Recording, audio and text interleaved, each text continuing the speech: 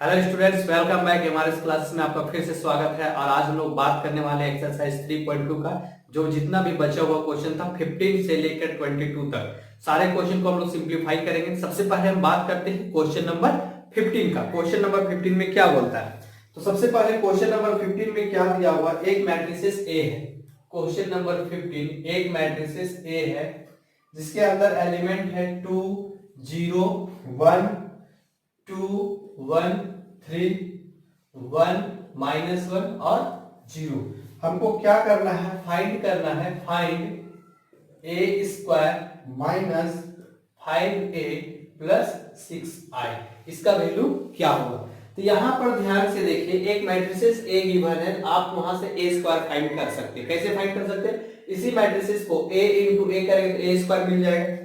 फिर नेक्स्ट है a पर आपको 5 मल्टीप्लाई करना है, तो वो स्केलर मल्टीप्लिकेशन है। नेक्स्ट i, यहां पर i का मतलब है आइडेंटिटी मैट्रिक्स।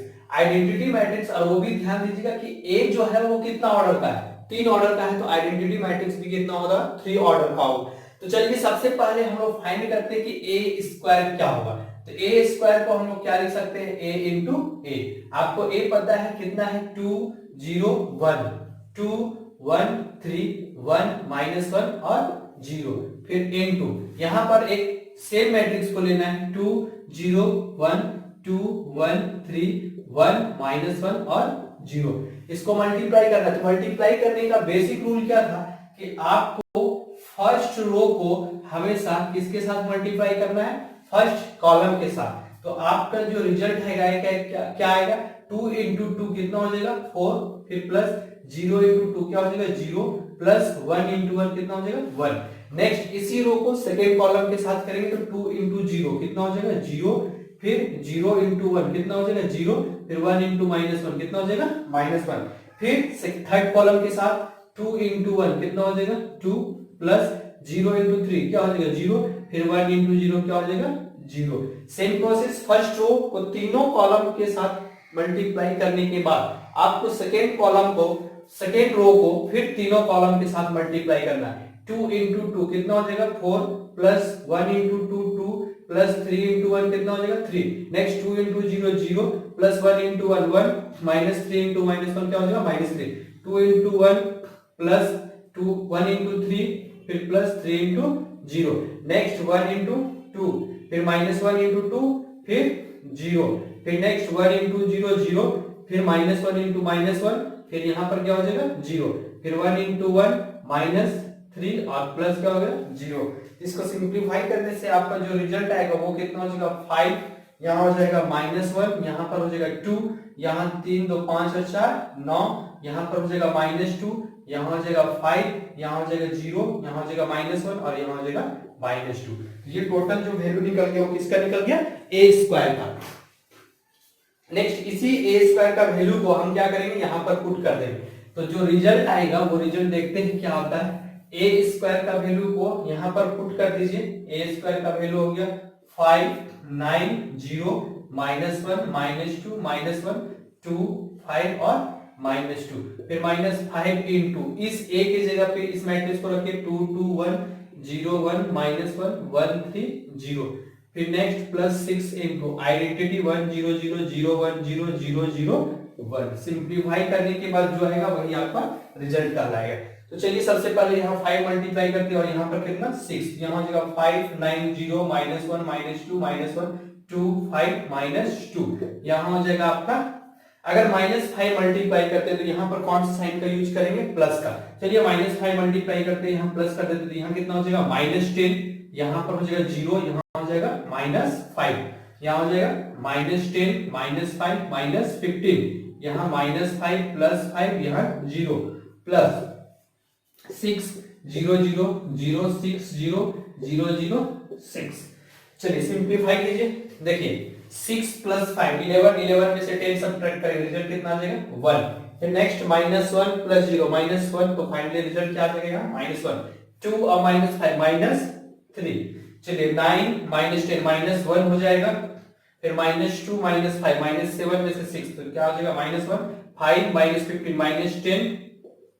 फिर यहाँ पर 0 -5 और नेक्स्ट हो जाएगा -1 और +5 4 और वहां पर कुछ भी नहीं है, -2 और +6, रिजल्ट कितना हो जाएगा 4। ये आपका क्वेश्चन नंबर 15 का आंसर का रहेगा। चलिए नेक्स्ट बात करते हैं हम लोग क्वेश्चन नंबर 16। क्वेश्चन नंबर 16 में क्या दिया हुआ है? क्वेश्चन नंबर 16 में है एक ए गिवन मैट्रिक्स है, हमको फाइंड करना है AQ - 6 A² + 7 + 2i। तो इसको भी हमको लगता है खुद से कर लेने से ज्यादा बेहतर होगा, क्योंकि AQ निकालना है। तो AQ निकालने में क्या है, पहले आप A² देख लिए किस तरह से निकाल रहा है, आप फिर उसी को क्या कीजिए, A से मल्टीप्लाई कर दीजिए, आपका AQ निकल जाएगा। तो कोशिश कीजिएगा क्वेश्चन नंबर 16 को खुद से बनाने का। हम बात करते हैं क्वेश्चन नंबर 17 का। क्वेश्चन नंबर 17 दिया हुआ है, एक मैट्रिसेस A है जिसके अंदर एलिमेंट है 3, -2, 4 और -2, और एक आइडेंटिटी मैट्रिक्स गिवन है I = है 1 0 0 1। तो हमको फाइंड करना है K का वैल्यू। यह कंडीशन दिया हुआ A² = KA - 2i। यहाँ पर हमको क्या फाइंड करना है, K का वैल्यू फाइंड करना है। चलिए देखते हैं कैसे निकलेगा। सबसे पहले हम क्या करेंगे, A² का वैल्यू निकालेंगे। सबसे पहले किसका वैल्यू निकालेंगे, A² का। तो A² = हम क्या लिख सकते हैं, A × A, A × A। तो A आपको क्या गिवन है, 3 4 -2 -2, फिर इनटू 3 4 -2 -2। सिंप्लीफाई कीजिए, 3 × 3 कितना हो जाएगा 9, फिर प्लस -2 × 4 क्या हो जाएगा -8। चलिए उधर -6, फिर माइनस माइनस तो प्लस ही हो जाएगा, यहाँ क्या हो जाएगा 4।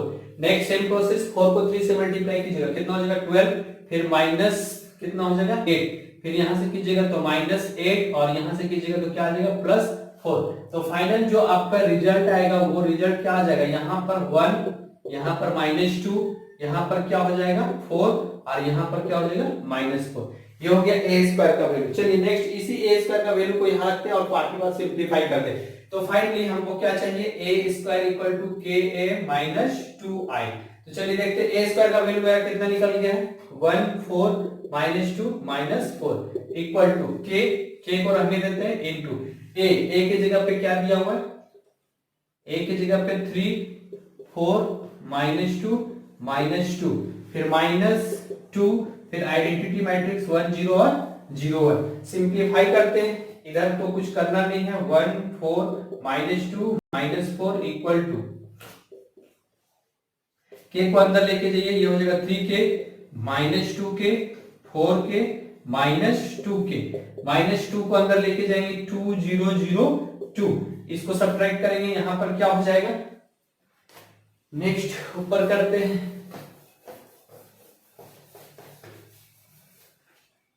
यहां हो जाएगा आपका 1 4 -2 -4 इक्वल टू, यहां हो जाएगा 3K -2, यहां हो जाएगा मेरा -2K, यहां हो जाएगा 4K, यहां हो जाएगा -2K -2। ध्यान दीजिएगा यहां पर माइनस लगा हुआ है, यहां पर माइनस है, तो ये 3K -2 -2K -0, तो -2K हो जाएगा 4K -0 4K -2K -2। चलिए अब इक्वालिटी का कंडीशन, दोनों मैट्रिसेस का ऑर्डर सेम है, तो इक्वालिटी मैट्रिक्स का कंडीशन अप्लाई करते हैं।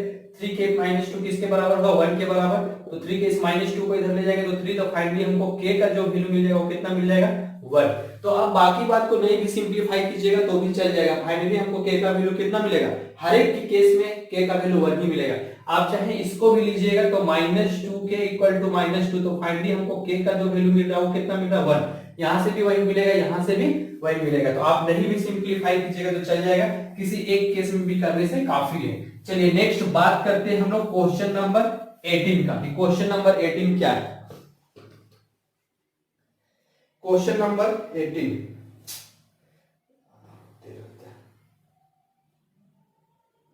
क्वेश्चन नंबर 18 क्या दिया हुआ है,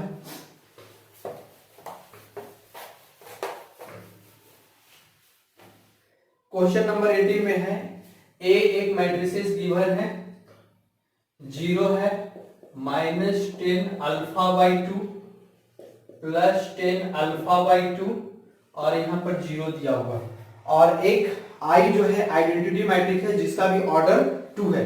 हमको शो करना है कि I + A जो होगा वो I - A इनटू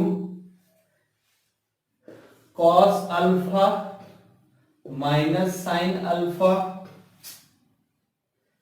अल्फा और यहाँ क्या हो जाएगा कॉस अल्फा। इसको प्रूफ करना है कि LHS बराबर क्या आना चाहिए, ये लेफ्ट हैंड साइड है तो LHS मान लेते हैं और ये मेरा क्या है RHS, मतलब LHS बराबर क्या आना चाहिए RHS। तो सबसे पहले हम लोग लेफ्ट हैंड साइड का करते हैं कि LHS का वैल्यू क्या आएगा। तो LHS में I जो है आइडेंटिटी मैट्रिक्स है वो ऑर्डर 2 का है, तो हम कितना लिख सकते हैं I plus A equal to कितना हो जाएगा 1 0 0 1 प्लस A आपका कौन सा मैट्रिक्स है 0 minus 10 alpha by 2 plus 10 alpha by 2 और 0, इस दोनों को ऐड कीजिएगा तो आपका रिजल्ट आएगा 1 minus 10 alpha by 2 plus 10 alpha by 2 और यहाँ पर कितना हो जाएगा 1। ये हो गया LHS। तो यही चीज लाना है RHS में भी यही आना चाहिए। चलिए नेक्स्ट RHS का बात करें तो RHS में सबसे पहले हम लोग निकालते हैं कि I माइनस A क्या होगा। तो I आइडेंटिटी मैट्रिक्स है 1 0 0 1 माइनस A क्या है 0 minus 10 alpha by 2 plus 10 alpha by 2 और यहाँ पर 0, ये दोनों को माइनस करने से आएगा 1, ये हो जाएगा प्लस 10 अल्फा बाई 2, ध्यान दीजिए माइनस और माइनस प्लस हो जाएगा और यहाँ क्या हो जाएगा माइनस 10 अल्फा बाई 2 और यहाँ हो जाएगा 1। अब ये जो I माइनस A का वैल्यू आया उसको इसके साथ मल्टीप्लाई करना है। चलिए देखते हैं मल्टीप्लाई करने। अब यहाँ पर ध्यान देने वाली बात ये है कि जो रिजल्ट आया है LHS में वो 10 के फॉर्म में है और जो RHS में वो 10 के फॉर्म में, लेकिन साथ में साइन और कॉस है, लेकिन हमको साइन और कॉस का जरूरत नहीं, जो रिजल्ट आना चाहिए टोटली 10 में आना चाहिए। तो 10 में लाने के लिए हमको क्या करना पड़ेगा, एक क्लास 11 का फॉर्मूला है, क्लास 11 का ट्रिगोनोमेट्री आपने पढ़ा होगा, तो वहां पर एक फॉर्मूला था कि अगर आपके पास साइन 2 थीटा रहे या फिर कॉस 2 थीटा रहे, इसको नोट कर लीजिएगा। अगर साइन 2 थीटा रहे जिसका फॉर्मूला क्या था 10 के फॉर्म में 2 tan theta upon 1 plus tan square theta, उसी तरह से cos 2 थीटा का फॉर्मूला था 1 minus tan square theta upon 1 plus tan square theta. तो यहाँ पर अल्फा के फॉर्म में दिया हुआ है तो थीटा की जगह आप अल्फा कर सकते हैं, लेकिन यहाँ पर सबसे बड़ी बात है ना कि अल्फा बाई 2 है, यहाँ थीटा है या फिर अल्फा है लेकिन अल्फा बाई 2 होना चाहिए। तो आप देख रहे हैं कि 2 थीटा लिया। अब इसी का हाफ के केस में अगर बात किया साइन 2 थीटा ना लेके अगर हम साइन थीटा का बात करें तो यहाँ पर जो रिजल्ट हो जाएगा वो क्या हो जाएगा 2 tan theta by 2 upon 1 plus tan square theta by 2। Same process cos 2 theta ना बोल के अगर हम यहाँ पर लिखिए कि cos थीटा क्या होगा तो हम लिख सकते हैं 1 minus tan square theta by 2 1 plus tan square theta by 2। चलिए इसी का यूज करेंगे, इस फॉर्मूला को नोट कर लीजिएगा, इसको याद कर लीजिएगा, इसी को वहां पर पुट करते हैं। तो कंडीशन दिया हुआ है I माइनस A, यहाँ I minus A into matrices में दिया हुआ है cos alpha minus sine alpha, यहाँ दिया हुआ है साइन अल्फा और यहाँ क्या दिया हुआ है cos अल्फा। तो आप देखिएगा कि I माइनस A का वैल्यू कितना आया, तो हम I माइनस A की जगह पे रख देते हैं 1, यहाँ लिख देते हैं 10 अल्फा बाई 2, यहाँ माइनस 10 अल्फा बाई 2 और यहाँ क्या पुट कर देते हैं 1। चलिए ठीक है। और नेक्स्ट यहाँ जो ये जो मैट्रिसेस दिया हुआ है, यहाँ जो देख रहे हैं cos अल्फा, तो cos अल्फा की जगह हम लिखते हैं 1 minus 10 square alpha by 2 divided by 1 plus 10 square alpha by 2। और नेक्स्ट जहां माइनस साइन अल्फा है तो इस माइनस साइन अल्फा की जगह पे हम क्या लिखेंगे minus 2 tan alpha by 2 upon 1 plus 10 square alpha by 2। Same process इस साइन अल्फा की जगह पे भी हम कितना यूज करेंगे 2 tan alpha by 2 upon 1 plus 10 square alpha by 2। Same process इस cos अल्फा की जगह पे यूज करेंगे 1 minus 10 square alpha by 2 upon 1 plus 10 square alpha by 2। चलिए अब दोनों को मल्टीप्लाई करते हैं, देखते हैं रिजल्ट क्या आता है। तो मल्टीप्लाई करने का जो बेसिक रूल था वो क्या था कि फर्स्ट मैट्रिसेस का रो सेकेंड मैट्रिसेस के कॉलम के साथ मल्टीप्लाई होता है, मतलब इस रो को इस कॉलम के साथ मल्टीप्लाई करना है। तो 1 को अगर 1 minus 10 square alpha by 2 1 plus 10 square alpha by 2 करेंगे तो रिजल्ट कितना आएगा 1 minus ten square alpha by two upon 1 plus ten square alpha by two. Next इस टेन अल्फा बाई टू से इससे करेंगे तो कितना आएगा, 2 ten square alpha by two upon 1 plus ten square alpha by two. Same process first row first column के साथ करने के बाद इसी रो को सेकेंड कॉलम के साथ करेंगे, तो इसको इसके साथ करेंगे यहां पर, तो रिजल्ट क्या हो जाएगा, minus 2 ten alpha by two upon 1 plus ten square alpha by to. इसको इसके साथ करेंगे तो यहां पर ध्यान दीजिएगा, टेन अल्फा बाई टू को इसके साथ ऊपर वाले के साथ मल्टीप्लाई किए, इसके साथ करेंगे तो कितना हो जाएगा, ten alpha by to minus इस टेन अल्फा बाई टू को स्क्वायर वाले के साथ करेंगे तो कितना हो जाएगा, ten cube alpha by to और डिवाइडेड बाई कितना हो जाएगा, 1 plus ten square alpha by to.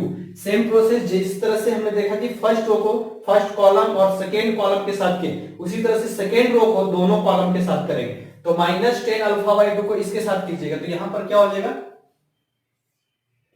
Minus ten alpha by to, फिर माइनस और माइनस प्लस इस टेन को स्क्वायर वाले के साथ करेंगे तो यहां क्या हो जाएगा, ten Q alpha by two upon 1 plus ten square alpha by to. फिर नेक्स्ट इसको इसके साथ करेंगे तो यहां हो जाएगा plus 2 ten alpha by two upon 1 plus ten square alpha by to. चलिए सेकेंड कॉलम में इसको इसके साथ करेंगे तो माइनस और minus plus 2 ten square alpha by two upon 1 plus ten square alpha by to. फिर नेक्स्ट इसको इसके साथ करेंगे तो 1 minus ten square alpha by two upon 1 plus ten square alpha by to. चलिए अब एलसीएम लेंगे तो सब के नीचे में आपको दिखाई दे रहा है 1 plus ten square alpha by to, तो यहां पर भी सेम हर जगह पर है, तो यहां पर क्या कॉमन आ जाएगा, 1 plus ten square alpha by to, पूरे में कॉमन है तो वही आएगा, तो ऊपर वाले को सिंपल ऐड करना, 1 minus ten square alpha by two plus 2 ten square alpha by to. यहां पर भी कर ही लेते हैं पहले, यहां हो जाएगा 1 plus ten square alpha by to, यहां हो जाएगा minus 2 ten alpha by two plus 10 cube alpha by two plus 2 ten alpha by to. चलिए अब इधर आते हैं, यहां हो जाएगा आपका 1 plus ten square alpha by to, यहां हो जाएगा minus 2 ten alpha by two plus 10 alpha by to minus 10 cube alpha by to. चलिए लास्ट नीचे में 1 plus ten square alpha by to, यहां पर हो जाएगा 2 ten square alpha by two plus 1 minus ten square alpha by to. अब ध्यान दीजिएगा यहां पर 2 ten square alpha by to, यहां minus ten square alpha by to है, तो 2 में से एक सब्ट्रैक्ट करेंगे तो सिंपल क्या बचेगा, ten square alpha by to. तो क्या लिख सकते हैं आप, 1 plus ten square alpha by to, 2 ten square में से एक टेन स्क्वायर जाएगा तो क्या बचेगा, 1 plus ten square alpha by two upon 1 plus ten square alpha by two. Same process यहां पर ध्यान दीजिएगा, यहां माइनस 2 टेन अल्फा प्लस 10 पर सिंपल क्या बचेगा, माइनस 10 अल्फा बाई टू और ये minus 10 cube alpha by two divided by 1 plus 10 square alpha by to. अब यहां पर देखिए दोनों में माइनस 10 अल्फा कॉमन ले लेंगे तो 1 प्लस 10 स्क्वायर बचेगा तो वो कैंसिल आउट हो जाएगा, तो उसको हम डायरेक्ट करेंगे, ध्यान दीजिएगा यहां पर। नेक्स्ट यहां पर बात करें तो यहां 2 टेन अल्फा में से एक टेन अल्फा जाएगा तो क्या बचेगा, सिंपल 10 अल्फा बाई टू और प्लस ये हो जाएगा आपका 10 cube alpha by two upon 1 plus 10 square alpha by two. Next यहां बात करें तो यहां पर है 2 टेन स्क्वायर और एक टेन स्क्वायर, फाइनली क्या बचेगा, 10 स्क्वायर अल्फा बाई टू और ये plus 1 upon 1 plus 10 square alpha by to.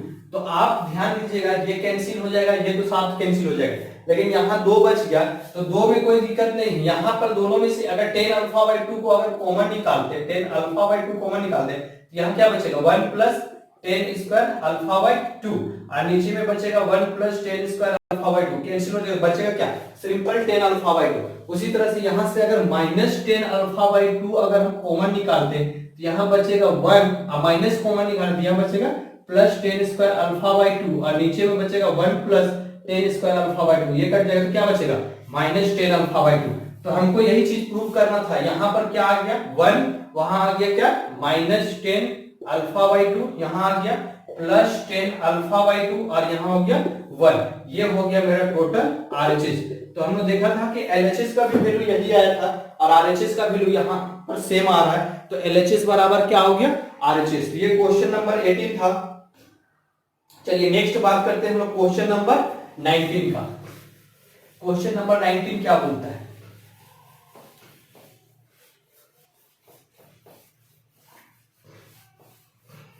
Question number 19 दिया हुआ है, a trust fund has 30,000 rupees. एक ट्रस्ट है जिसके पास 30,000 रुपए का फंड है, that must be invested in two different types of bond. The first bond pays 5% interest, ये फर्स्ट बॉन्ड 5% इंटरेस्ट देता है और सेकेंड बॉन्ड जो है वो आपको कितना देता है 7% इंटरेस्ट देता है। वे जो है वो दोनों का पर ईयर है, मतलब एक साल में इतना देता है, ठीक है। Using matrix multiplication determine how to divide the 30,000 rupees, मतलब 30,000 को कितने दो तरीके से कैसे डिवाइड करेंगे among the two types of bonds if the trust fund must obtain an annual total interest। पहला कंडीशन दिया हुआ है कि उसको कितना इंटरेस्ट मिलना चाहिए 1800 और दूसरा इसी में है उसमें मिलना चाहिए 2,000 रुपया। चलिए बहुत आसान क्वेश्चन है, साफ साफ इसमें बोलता है कि आपके पास मान लिया जाए 30,000 रुपये और आप उस 30,000 रुपये को दो जगह पे इन्वेस्ट करना चाहते हैं। 30,000 रुपया को दो जगह पे इन्वेस्ट करना चाहते हैं। एक जगह आपको एक साल में 5% का इंटरेस्ट मिलता है और दूसरे में एक साल में आपको 7% का इंटरेस्ट मिलता है और टोटल जो है एक साल में वो आपको दोनों तरफ से, जहां फर्स्ट में आप 5% और सेकंड में 7% इंटरेस्ट मिलता है, तो टोटल इंटरेस्ट आपको 1,800 रुपये मिलता है और एक दूसरे केस में आपको 2,000 रुपया मिलता है। तो पहले हम लोग फर्स्ट केस का बात करें कि 1,800 रुपये जो इंटरेस्ट मिलेगा, तो दोनों के केस में हम कितना कितना रुपया इन्वेस्ट करें कि हमको टोटल अमाउंट 1,800 रुपया का इंटरेस्ट प्राप्त होगा। एक बार फिर से ध्यान दीजिए, आपके पास टोटल 30,000 रुपीज है, उसको दो जगह पे इन्वेस्ट करना है। एक जगह पे 5% इंटरेस्ट मिलेगा, दूसरे जगह पे 7% इंटरेस्ट मिलेगा, वो भी टोटल एक साल में। और टोटल इंटरेस्ट जो है आपको 1,800 रुपया मिल रहा है, तो बोलता है कि आप इस 30,000 रुपये को जो दो केस में इन्वेस्ट कर रहे हैं 5% इंटरेस्ट और 7% इंटरेस्ट वाले में कितना कितना रुपया इन्वेस्ट करना चाहिए। तो मान लेते हैं, लेट, ये क्वेश्चन नंबर 19 था, मान लेते हैं rupees x be invested, rupees x B invested in first bond. मान लेते हैं फर्स्ट बॉन्ड में वो x रुपया इन्वेस्ट करता है। देन जब एक बॉन्ड पे आप x रुपया इन्वेस्ट कर रहे हैं तो सेकेंड में कितना कीजिएगा 30,000 माइनस x, क्योंकि दोनों को जोड़ने से आपको आपके पास टोटल अमाउंट जो है वो तो 30,000 रुपया। अगर एक में मान लेते 10,000 इन्वेस्ट कर चुके तो दूसरे में तो आप 20,000 ना इन्वेस्ट कीजिएगा, क्योंकि दोनों को जोड़ने से 30,000 होना चाहिए। तो एक में x रुपया हम इन्वेस्ट कर चुके तो दूसरे में कितना करेंगे 30,000 माइनस x, इतना इन्वेस्टेड इन, ये मान लेते हैं सेकेंड बॉन्ड।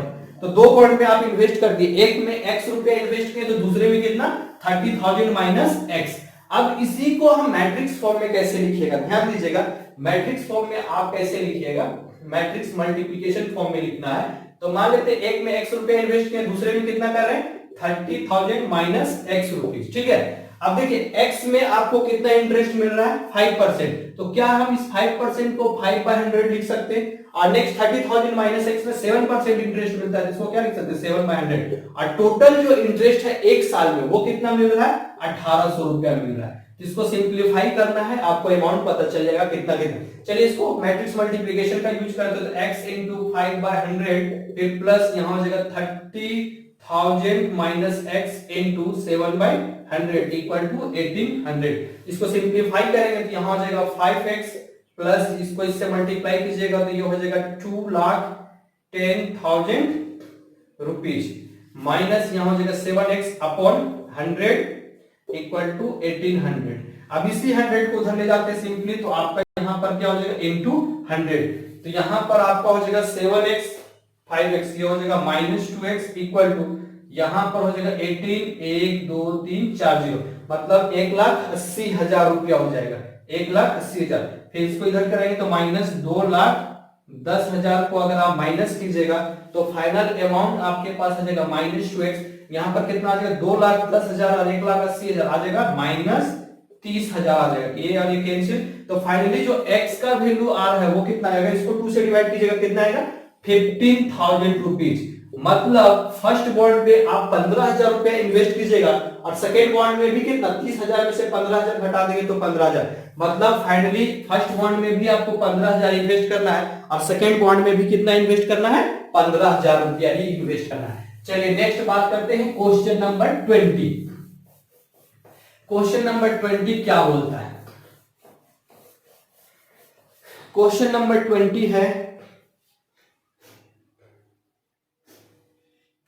क्वेश्चन नंबर 20 बोलता है the books of a particular school has 10 दर्जन केमिस्ट्री बुक्स, 8 दर्जन फिजिक्स बुक्स, 10 दर्जन economics book, their selling price इतना इतना इतना, जैसे find the total amount books of this book. यहां बोलता है कि एक बुक शॉप है, वो 10 दर्जन का केमिस्ट्री बुक, 8 दर्जन फिजिक्स बुक और 10 दर्जन इकोनॉमिक्स का बुक। यहां ये है 80 रुपये, ये है 60 रुपये और ये है 40 रुपये। इसको हमको मैट्रिक्स फॉर्म में लिखना है। देखिए मान लेते हैं आपके पास एक बुक का शॉप है, ठीक है, तो आप इस बुक का शॉप से क्या करते हैं कि 10 दर्जन केमिस्ट्री बुक, 8 दर्जन फिजिक्स बुक और 10 दर्जन इकोनॉमिक्स बुक को कोई स्कूल में आप जाकर देते हैं, मान लिया जाए थोड़ा देते हैं, और एक केमिस्ट्री का बुक का दाम जो है 80 रुपया है, एक फिजिक्स का बुक का दाम 60 रुपया है और एक इकोनॉमिक्स का बुक का दाम 40 रुपया है।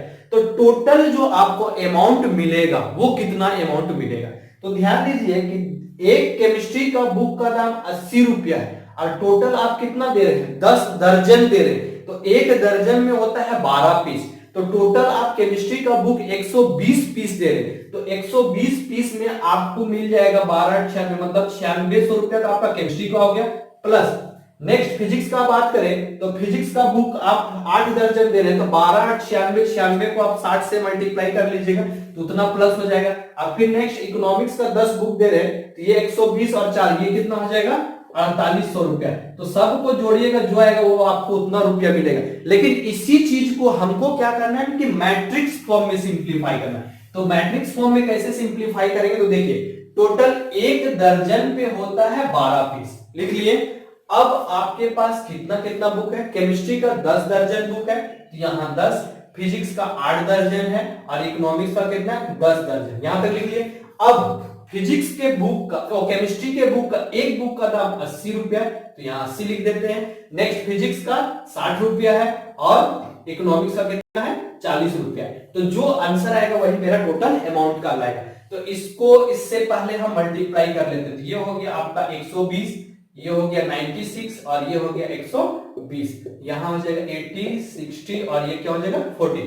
चलिए इसको सिंप्लीफाई करते हैं, तो ये हो जाएगा आपका कितना 9600 प्लस इसको इससे मल्टीप्लाई करते हैं, तो यहां हो जाएगा 6, यहां हो जाएगा आपका 57।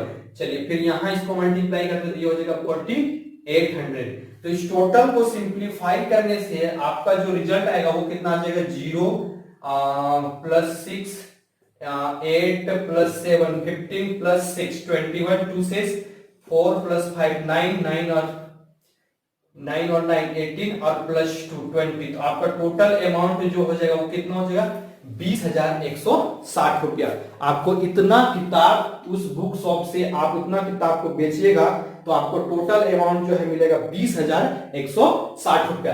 चलिए नेक्स्ट बात करते हैं क्वेश्चन नंबर 21। क्वेश्चन नंबर 21 जो है ये सीबीएसई बोर्ड के लिए बहुत अच्छा क्वेश्चन है, 1 नंबर 2 नंबर में आ सकता है। Assume x y z w and p are the matrices of order. मान लेना है कि x कोई मैट्रिसेस है, इसका जो ऑर्डर है वो है 2/9। नेक्स्ट y कोई मैट्रिसेस है, इसका ऑर्डर है 3/k। नेक्स्ट z कोई मैट्रिसेस है, इसका ऑर्डर है 2/p। और नेक्स्ट W कोई मैट्रिसेस है, इसका ऑर्डर है n/3। और लास्ट P कोई मैट्रिसेस है, इसका ऑर्डर है p/k। तो हमको फाइंड क्या करना है ना, the distribution for on n k p so that P Y plus W Y, P Y plus W Y will be defined are, ये दोनों डिफाइंड होगा। इसके लिए चार ऑप्शन दिया हुआ, अगर k का मान 3 हो और p का मान n हो। दूसरा कंडीशन बोलता है k जो होना चाहिए आर्बिट्ररी होना चाहिए, k जो होना चाहिए आर्बिट्ररी होना चाहिए और p का वैल्यू कितना होना चाहिए 2। और तीसरा कंडीशन दिया हुआ p जो होगा वो आर्बिट्ररी होगा, ठीक है, ये आर्बिट्ररी होगा। और नेक्स्ट k का वैल्यू जो होना चाहिए वो 3 होना चाहिए। और लास्ट डी जो चौथा कंडीशन दिया हुआ, k का मान 2 होना चाहिए और p का मान क्या होना चाहिए 3 होना चाहिए। तो देखिए यहां पर ध्यान दीजिए, ये मेरा कंडीशन है और ये मेरा सब मैट्रिसेस है, उसका ऑर्डर गिवन है। तो पी वाई मान लेते हैं, पी कोई मैट्रिसेस और वाई कोई मैट्रिसेस, ये दोनों मैट्रिक्स को क्या करना है मल्टीप्लाई करना है। डब्ल्यू कोई अनदर मैट्रिक्स है, वाई कोई अनदर मैट्रिक्स है, ये दोनों को भी मल्टीप्लाई करना है। तो ध्यान दीजिए मल्टीप्लिकेशन का कंडीशन क्या है कि फर्स्ट मैट्रिसेस का कॉलम सेकंड मैट्रिसेस के रो के बराबर होना चाहिए। अच्छा चलिए पहले लिख लेते हैं, पी मैट्रिसेस का जो ऑर्डर है, यहां पर पी मैट्रिसेस जो है उसका ऑर्डर है p इंटू के। नेक्स्ट इसी को मल्टीप्लाई करना है किसके साथ, y के साथ। y मैट्रिसेस का ऑर्डर कितना है, y का है 3/k। फिर प्लस w कोई मैट्रिसेस है, उसका ऑर्डर है आपका n/3। और नेक्स्ट y कोई मैट्रिसेस है, उसका जो ऑर्डर है वो 3/k। यहां तक लिख लीजिए, लिख लिए। अब ये दोनों मैट्रिक्स को मल्टीप्लाई करना है, ये दोनों मैट्रिक्स को मल्टीप्लाई करना है। तो ये कोई मैट्रिक्स है, इसका ये रो है, इसका ये कॉलम है, ये कोई मैट्रिक्स उसका ये रो और कॉलम है। तो जब दो मैट्रिक्स मल्टीप्लाई होता है तो क्या होता है कि फर्स्ट मैट्रिक्स का कॉलम सेकंड मैट्रिक्स के रो के बराबर होना चाहिए। तो ये दोनों कब मल्टीप्लाई होगा, जब k का मान क्या हो जाएगा 3 हो जाएगा। मतलब ये k का मान अगर इक्वल टू 3 होगा तभी ये मल्टीप्लाई होगा, नहीं तो ये मल्टीप्लाई नहीं हो सकता है। और नेक्स्ट इधर बात करें तो इधर तो ठीक है, दोनों मैट्रिसेस का ऑर्डर सेम है, फर्स्ट का रो और सेकंड का कॉलम ये इक्वल है, मतलब मल्टीप्लाई हो जाएगा। अब ध्यान देने वाली बात यहां पर है, चलिए ठीक है ये मल्टीप्लाई हो जाएगा, लेकिन मल्टीप्लाई होने के बाद जो आंसर आएगा उस मैट्रिसेस का ऑर्डर क्या होगा। मान लेते p को y के साथ मल्टीप्लाई कर दिए, k का मान 3 कर दिए, यहां 3 कर दिए, ऑर्डर सेम हो गया, मल्टीप्लाई कर दिए, लेकिन जो रिजल्ट आएगा उसका ऑर्डर क्या आएगा। तो उसका ऑर्डर क्या आता है, जो बच जाता है वही होता है p और k। तो ये दोनों को मल्टीप्लाई करने के बाद मान लेते जो py आया उस मैट्रिसेस का जो ऑर्डर होगा, ये मल्टीप्लाई कर लिए इतना रिजल्ट आया, इस मैट्रिसेस का ऑर्डर क्या आएगा p/k आएगा। और सेम प्रोसेस ये भी मल्टीप्लाई हो गया और प्लस ये भी मल्टीप्लाई हो गया, क्योंकि ये दोनों तो सेम है, तो इसका ऑर्डर क्या आएगा, इसका ऑर्डर आ जाएगा n/k। अब ध्यान दीजिए, अब ये दोनों मल्टीप्लाई होने के बाद अब ये दोनों को जोड़ना है। अब जोड़ने के लिए दोनों मैट्रिसेस का ऑर्डर क्या होना चाहिए, सेम होना चाहिए। मतलब ये मैट्रिक्स और ये मैट्रिक्स तभी जुटेगा जब इसका ऑर्डर और इसका ऑर्डर क्या हो जाएगा, सेम हो जाएगा। तो देखिए यहां पर जो कॉलम में दिया हुआ है, यहां पर भी कॉलम में दिया, मतलब ये दोनों तो सेम है। नेक्स्ट कंडीशन क्या बोलता है कि दोनों का रो, मतलब p जो होना चाहिए वो किसके बराबर होना चाहिए, n के बराबर। अगर p और n दोनों बराबर हो जाएगा तो ये दोनों मैट्रिक्स क्या हो जाएगा, ऐड हो जाएगा। तो फर्स्ट कंडीशन क्या बोलता है कि k का मान 3 होना चाहिए और p का मान क्या होना चाहिए, n होना चाहिए। तो k का मान 3 और p का मान n, k का मान 3 p का, मतलब पहला आंसर आपका क्या हो जाएगा, सही हो जाएगा। चलिए नेक्स्ट क्वेश्चन नंबर 22, सबसे लास्ट क्वेश्चन है क्वेश्चन नंबर 22। क्वेश्चन नंबर 22 को करते हैं। क्वेश्चन नंबर 22 के लिए सेम कंडीशन है मेरे पास, कंडीशन चेंज नहीं किया है।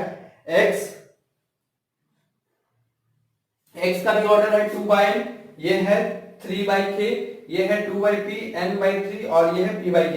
तो हमको बोलता है if n equal to p, यहां पर एक कंडीशन ध्यान दीजिएगा, यहां पर दिया हुआ है n जो है वो p के बराबर है। एक कंडीशन डिफाइन किया हुआ है, कंडीशन क्या दिया हुआ है कि n जो है वो p के बराबर है। तो हमको बोलता है then the order of the matrix 7x - 5z, 7x - 5z का ऑर्डर क्या होगा, 7x - 5z मैट्रिक्स का ऑर्डर क्या होगा। इसके लिए मेरे पास 4 ऑप्शन है, इसके लिए 4 ऑप्शन है। पहला ऑप्शन है वो होगा p/2, सेकेंड ऑप्शन है 2/n, थर्ड ऑप्शन है n/3 और फोर्थ ऑप्शन है मेरा p/n। चलिए देखते हैं इसका आंसर क्या होगा, ये 4 में से कोई एक आंसर होगा। तो पहला कंडीशन है कि सारे मैट्रिक्स का ऑर्डर इतना गिवन है, n equal to p define किया हुआ है। हमको पूछता है 7x - 5z का ऑर्डर क्या होगा, इसके लिए 4 ऑप्शन दिया हुआ है। तो सबसे पहले देखिए x में 7 मल्टीप्लाई है और z में 5 मल्टीप्लाई है। आप किसी भी मैट्रिक्स में कुछ मल्टीप्लाई कीजिए, हमको उससे कोई मतलब नहीं। दो मैट्रिक्स को क्या करना है, घटाना है। दोनों मैट्रिक्स का ऑर्डर क्या होना चाहिए, सेम होना चाहिए। अगर ऑर्डर सेम है तो वो जुटेगा और घटेगा, ऑर्डर सेम नहीं है ना तो वो जुटेगा ना ही वो घटेगा। तो कंडीशन तो समझ में आ गया कि इससे हमको कोई फर्क नहीं पड़ता है, हमको बस देखना है कि x और z ये दोनों मैट्रिसेस का ऑर्डर सेम होना चाहिए। तो 7 से हमको कोई फर्क नहीं पड़ता है, 7 रहने दीजिए। x का जो ऑर्डर है वो कितना है, 2/9। -5 से मतलब नहीं है, z रहने दीजिए, z का ऑर्डर है 2/p। ये दोनों मैट्रिक्स तभी जुटेगा जब दोनों का ऑर्डर सेम होगा। तो पहले का रो दूसरे का रो समान है और n इक्वल टू p हमको गिवन है। n इक्वल टू p क्या है, गिवन है। देखिए n इक्वल टू p हमको गिवन है। If n equal to p क्या है, गिवन है। तो चाहे n इक्वल टू p रख दे यहाँ 2/p, यहाँ 2/p निकल जाएगा आंसर। अगर हम p के जगह भी n रखते तो 2/n तो भी मेरा आंसर निकल जाएगा।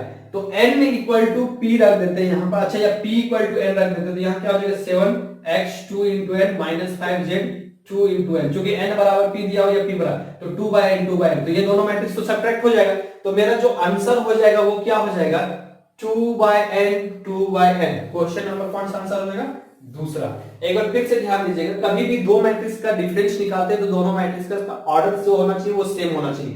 तो ये दोनों मैट्रिक्स कब सब्ट्रैक्ट होगा, दोनों का जब ऑर्डर सेम होगा। लेकिन हमको ये चीज डिफाइन किया हो कि n जो है p के बराबर, तो n के जगह p रखिए या p के जगह n रखिए, बात देखिए। इसीलिए ये दोनों मैट्रिक्स तो सब्ट्रैक्ट हो जाएगा। तो आपका ऑप्शन नंबर कौन सा हो जाएगा, बी आपका आंसर हो जाएगा। तो ये था कंप्लीट एक्सरसाइज 3.2। इससे पहले हमने फर्स्ट वीडियोस में एक्सरसाइज 3.2 को अपलोड कर चुका हूं और ये मेरा था 3.2 का कंप्लीट वीडियो। चलिए, अगर आपको अच्छा लगा होगा तो प्लीज लाइक कीजिएगा, शेयर कीजिएगा और सब्सक्राइब करना बिल्कुल ना भूलें। अब नेक्स्ट बात करेंगे हम लोग ट्रांसपोज ऑफ अ मैट्रिक्स का, जिसको हम लोग नेक्स्ट वीडियो में करेंगे। चलिए, थैंक यू।